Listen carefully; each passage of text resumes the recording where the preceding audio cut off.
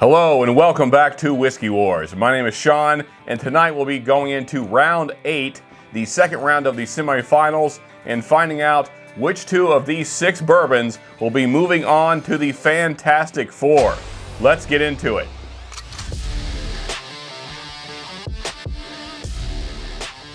Okay, here we are. We're in the second round of the semifinals, round 8 of this March Madness thing we're doing, best bourbon under $40.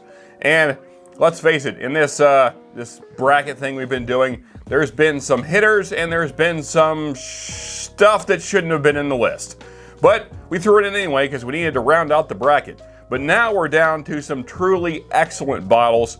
I think we can agree that everything on the table here is a great bourbon. And if someone poured any of these for me, I would not be upset. But we have to narrow it down to 2 tonight to see which 2 will be going on to the final 4. So let's go ahead and get these things poured and start drinking some whiskey. We will start with Maker's Mark 46 here. And that will be going into Glass A. So Glass A Makers. In Glass B, we got the Buffalo. And man, that cork was loose. There's probably some air getting into this that shouldn't be, and that was a heavy pour. Oh well, we'll get through it. In Glass C, we got Cooper's Craft. Nice tight cork there. In Glass D, we got Old Grandad 114. In Glass E, we will have Maker's Mark Cast Strength. I always forget that this is a screw off. And finally, in Glass F, we will have 1792 Small Batch. Okay, we got our glasses on the Drunken Susan here. Let's get them spun up. We're gonna try and spin slow so they don't try escaping on us. Looking at the camera so we're not keeping track of where the glasses are. All right, there we go. Spun up, mixed up. Okay, here's our lineup for tonight. Let's go ahead and start with Glass 1 and get into this. Glass 1 down the hatch. So for those of you that really follow the channel, you know I've been sick for the last week or so, and still kind of getting over that, and so haven't been drinking a ton, so that felt way hotter than it probably should have. So anyway, brown sugar, caramel, quite a bit of cinnamon. There is a little sour oak there. Nice barrel presence on the back end. Nice barrel spice, kind of some charred oak in there, nice toasty oak. All in all, a nice sip, other than that sour oak note that I didn't necessarily care for. Before we move on to glass number 2, just realized I forgot to show you what this one is. So there you go, now you know. Now let's move on to glass number 2. So here is what glass number 2 is. And already I would say, even though I didn't care for the sour oak note in this, this is the front runner. Glass 2, kind of uninteresting, not bad. There's nothing really about it that's bad. It's just kind of boring. There's a caramel note, there's a little brown sugar, little bit of spice, but very little, much less than Glass 1. There is kind of a green apple, sour apple note, maybe just an apple note in general, which tells me that might be the Buffalo. All in all, not a bad sip, just kind of boring. So we'll see how it fares though. Let's move on to glass number 3. So here is what glass number 3 is, and that felt like a cast strength bourbon. Maybe I'm wrong, but lots of dark, rich, fruity notes. I don't know if my palate's off from having the cold or what the case, so I can't tell for sure, but I'm leaning between either OGD 114 or Cooper's Craft. Yeah, I can't imagine anything else down there having that profile. Although, I don't know, I guess 1792 could.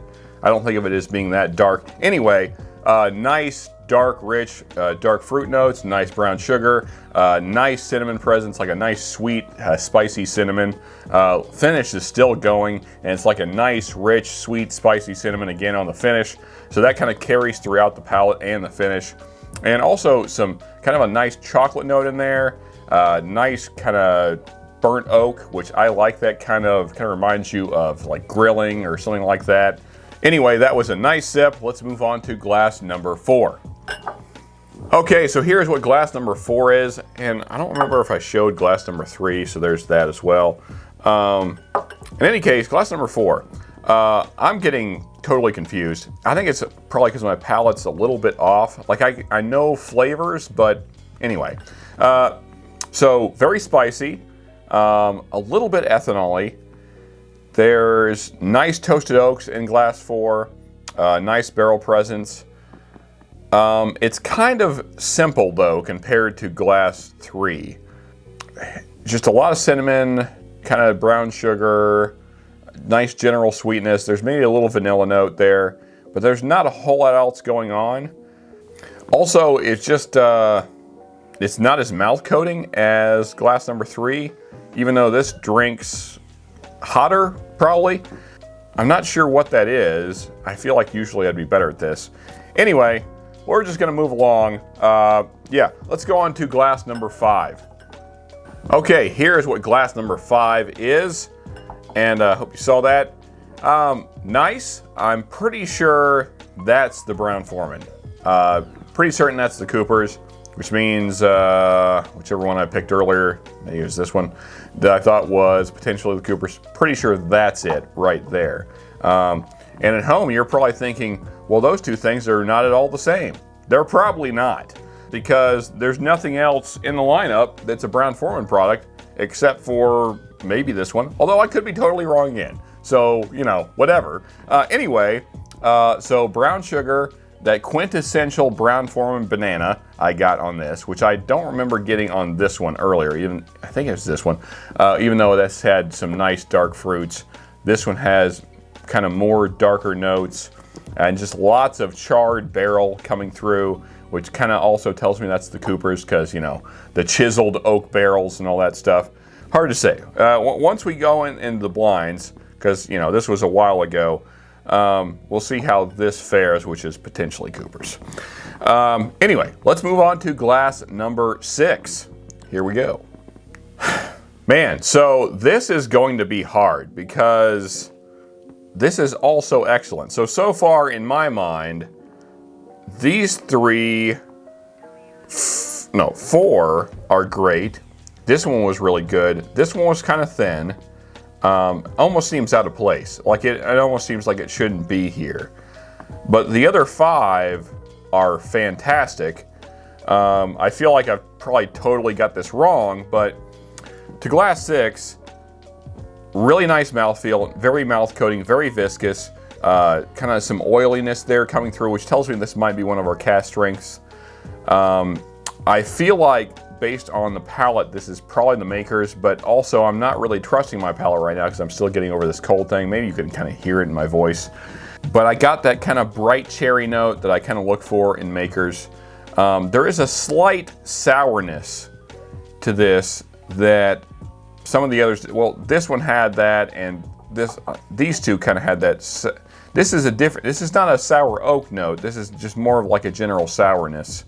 I'm looking forward to see how these all pan out once we do our blind tasting off camera here, and we're doing them in different orders, and I drink way too much whiskey, and then come back slurring all my words. So, we'll be right, see, it's happening already. We'll be right back, is what I was trying to say. So that's what we're gonna be, is back and right. Okay. Okay, folks, so here's how it panned out in our blind tasting. I have a feeling I know what glass 6 is. So after glass 6 got some air in it on the second go round, I was pretty able to tell, I believe, what I think that is. I'm pretty certain this is 1792 small batch. And it has the same problem that I found over and over again in it, and that is that there's this kind of sour oak plus just general weird like sour banana thing that I don't really like. Let's see if I'm right. There you go. F is 1792. Now, that said, it has made it this far. It made it to the Tasty 12. So that's still top 12 in the 30 bourbons that we put up in this best under 40 thing we got going. So not a bad bottle, just not in my top 5 or top 4 even. Anyway, moving on, let's go on to glass number 5 here, and I'm almost certain what this is. Again, let's see. Yeah, the Buffalo. That's what I figured. So the main thing that made Buffalo win over 1792 was that it didn't have that weird sour oak thing going on that this does. This is just forgettable to me. There's nothing wrong with Buffalo Trace. Buffalo Trace does all the things right. It just doesn't do them to 11 or whatever. And that's what whiskey should be. Whiskey should be all the way to 11. And Buffalo Trace is sitting around like a 6 or 7. So now, let's get into the top 4. And these were very, very close. Again, I'm tempted to throw another one into the Fantastic Four, but we're not going to do that because voting's already in. And we can't have more than 4 because that's how people voted.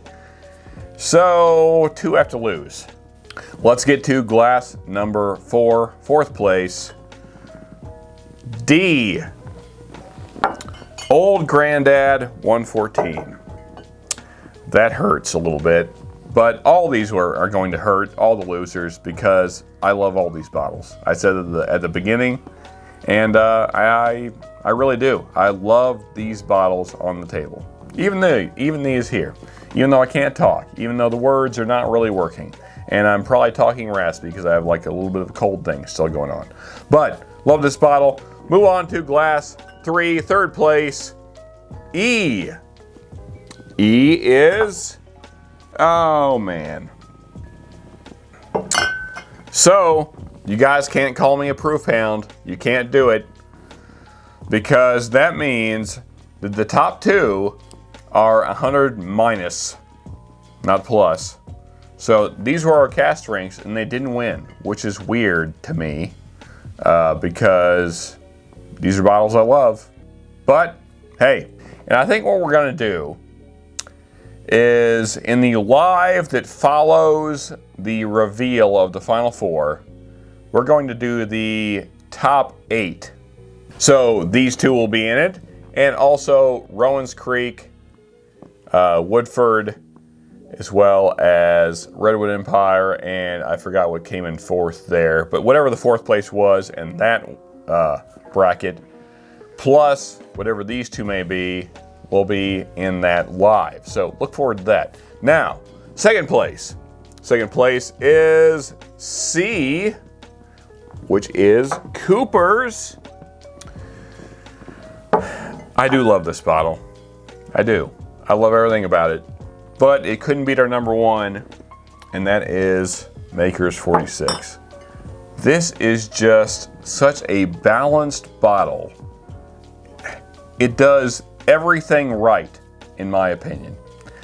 I think it is a phenomenal bottle. I absolutely love what Maker's Mark has done with the wood finishing series, this is basically part of that. I mean, this is what started that whole thing. Putting staves in the barrels, adding new flavors to standard Maker's Mark. That's the best thing Maker's Mark has ever done. Because this is good, but it doesn't even beat this, in my opinion. But once you get into the stave finish stuff that Maker's does, it's just absolutely phenomenal. I own all kinds of bottles. This one, and that one back there, and that one right there, from the Finish series, and they're putting out some of the best whiskey that's available right now. Go check it out. I know my words are not working at the best ability right now. They're at kind of like 80% words, but thank you guys for watching. I hope you enjoyed the video.